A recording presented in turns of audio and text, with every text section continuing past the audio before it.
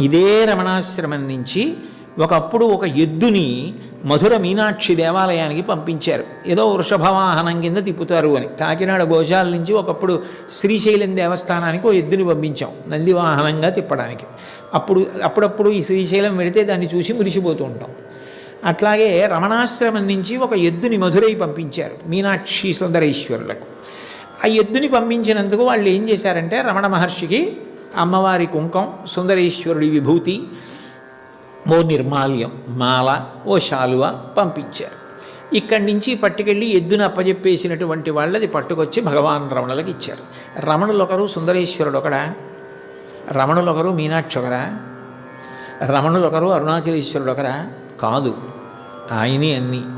గురుర్బ్రహ్మ గురుర్విష్ణు గురుర్దేవో మహేశ్వర గురు సాక్షాత్ పరం బ్రహ్మ తస్మై శ్రీ గురవే నమః. ఆయనే పరబ్రహ్మ. నీకు నమ్మకం ఉంటే